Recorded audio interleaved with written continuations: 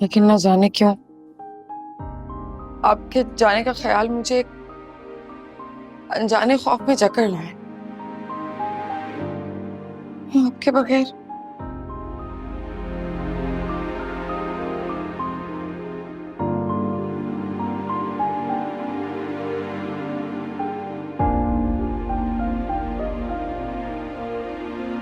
चलो कुछ नहीं होगा। तुम रो क्यों रही हो? इधर बैठ, बैठ। तुम जानती तो हो बाबा वाकई बहुत मुसीबत में है। उनकी कंपनी डूब रही है, सालों की इज्जत दांव पे लगी हुई है। ऐसे में अगर मैं उनके किसी काम से मना करता हूं तो अच्छा तो नहीं लगेगा। वैसे भी आजकल ईमन से तुम्हारी काफी दोस्ती है। ये 2-3 दिन तो यूं चुटकी में गुजर जाएंगे। चलो। अरे भाभी कुछ नहीं होगा। वकार भाई ने बिल्कुल ठीक कहा है, मैं हूं ना आपके साथ। और वैसे भी अब आप और मैं नंद और भाभी तो रहे नहीं, हम तो अच्छे दोस्त बन गए हैं ना। क्यों, ठीक कहा ना मैंने? मैं तो हमेशा से तुम्हें अपनी दोस्त मानती थी। वो तो बस तुम्हें कभी कभी मुझसे नाराज हो जाया करती थी। भाभी आप जानती है ना मैं क्यों खफा थी आपसे। आपकी शादी की वजह से घर का माहौल कितना अजीब हो गया था। और मैंने अम्मी से अपने शाहिद के बारे में बात की थी और अम्मी ने मुझे ये कहकर चुप करवा दिया कि बाप बेटे की आपस में बन नहीं रही। ऐसे में मैं तुम्हारे रिश्ते की क्या बात करूं। तो बस मुझे लगता था ये सब कुछ आपकी वजह से हो रहा है। अगर आप ना होती तो शायद ये सब कुछ ना होता और वो मेरा निकाह। और अब तुम्हें क्या लगता है? मुझे तो अब भी मैं इस घर के लिए नाकाबिले कबूल लगती हूँ। अब मुझे एक बात समझ में आ गई है भाभी, इंसान के नसीब में जो लिखा हो वो होके रहता है। और वो कहते हैं ना, नसीब से ज़्यादा आपको कुछ नहीं मिलता, और जो नसीब में ना लिखा हो वो आपको कोई नहीं दिला सकता। अब यही देख लें, जूबी वकार भाई के चक्कर में कब से है, मगर आप आई और बाजी आपके नाम हो गई। तुम दोनों सारा वक्त क्या राजो न्याज करती रहती हो? अरे आए ना अम्मी जान, आप भी बैठे हमारे साथ। शक्ल से लगती नहीं हो, लेकिन हो बड़ी होशियार। कभी नसरीन को साथ मिला लेती हो, कभी मेरी बेटी तुम्हारे आगे पीछे घूमने लगती है, और सबसे बढ़कर मेरा बेटा जिसे तुमने दीवाना बनाकर रखा है। मम्मा आप ऐसा क्यों सोच रही हैं? ये तो विरसा भाभी की मोहब्बत है जो हर किसी को अपना बना लेती हैं। अच्छा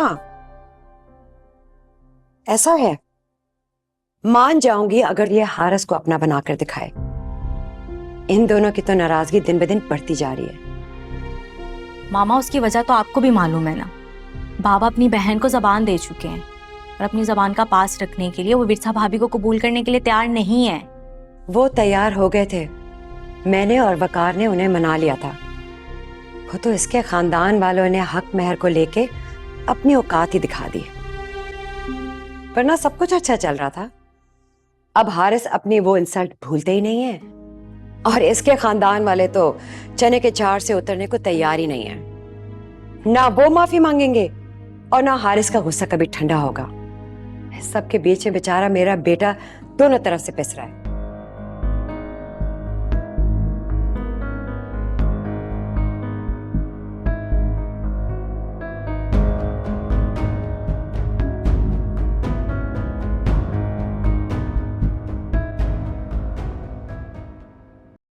मुझे कुछ समझ नहीं आ रहा था। मैं वकार के सर से ये बोझ हटाना चाहती हूँ। जब कोई रास्ता नहीं नजर आया मुझे तो तुम्हारा ख्याल आया।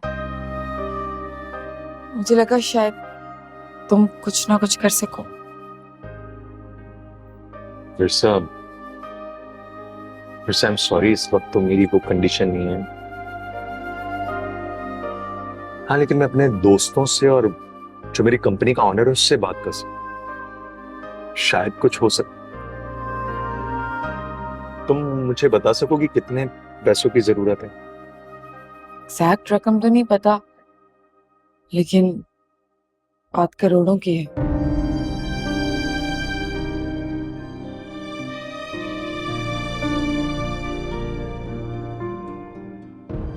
फिर सब जब तक एग्जैक्ट फिगर नहीं पता चलेगी मैं आगे बात नहीं कर सकूंगा। अगर तुम्हें कोई आइडिया हो तो जरूर मुझे बताओ। मैं पता करके बता दूंगी। कुछ ऑर्डर तो करो। नहीं नहीं, मैं बस जाऊंगी। मैं पहले बहुत मुश्किलों से घर से निकल के आई थी तुमसे मिलने। फिर से थोड़ी देर की सॉरी मैडम। क्या होगा, आपको तमीज नहीं है? नहीं, it's okay, it's okay, it's okay. मैं ठीक हूँ। मैं घर जाके फोन करती हूँ, बहुत लेट हो गया मुझे। फिर सब घर जाके।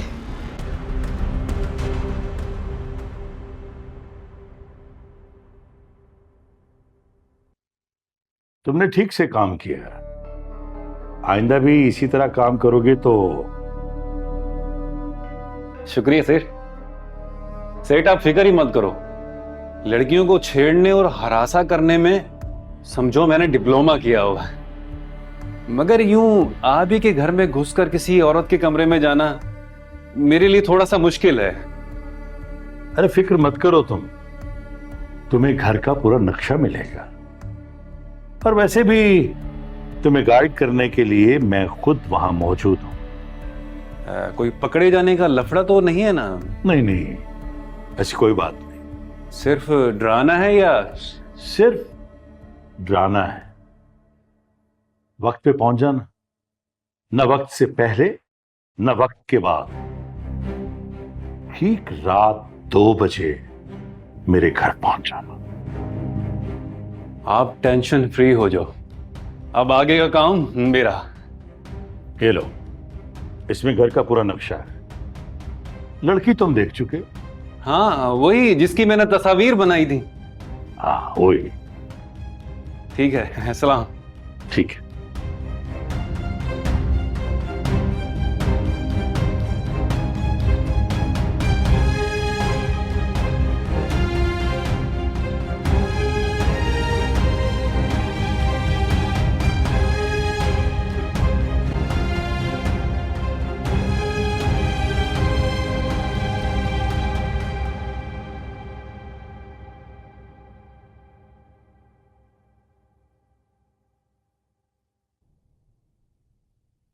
भाभी जल्दी से अपने कमरे में चली जाए, मम्मा कई बार आपका पूछ चुकी हैं। और हाँ, उनके लिए ना चाय भी बना दीजिएगा, वो आपके हाथ की चाय मांग रही थी। मैंने उनसे बोल दिया कि आपके सर में दर्द था, आप अपने कमरे में आराम कर रही हैं। चाय जल्दी से। मैं विरसा, तुम कहीं बाहर से आ रही हो ना? कहाँ गई थी? तुम्हें मेरी जासूसी के अलावा और कोई काम नहीं है? तुम भी ना कभी कभी बच्चों वाली बातें करती हो। मैं तो इस घर में आई हूँ तुम्हें चलता करने का मिशन लेकर। अब तुम्हारी जासूसी करना तो मुझ पे फर्ज है ना। तुम्हारी बेकार की बातें खत्म हो गई हो तो मैं जाऊं? मुझे चाय भी देनी है अम्मी जान को। चाय 1 कप मेरे लिए भी बना देना। ये एक ही काम तो है जो तुम ठीक ठाक कर लेती हो। तुम्हारी जैसी ठीक ना सैकड़ों में एक होती होगी। तुम्हें डर नहीं लगता कि तुम्हारी चाय में जहर मिला दूंगी? दुश्मन समझती हो ना मुझे अपना? सच कहूं तो मुझे तुमसे एक डर लगता है कि कहीं तुम मुझे कोई बद्दुआ ना दे दो। बाकी मुझे तुमसे कोई डर नहीं लगता।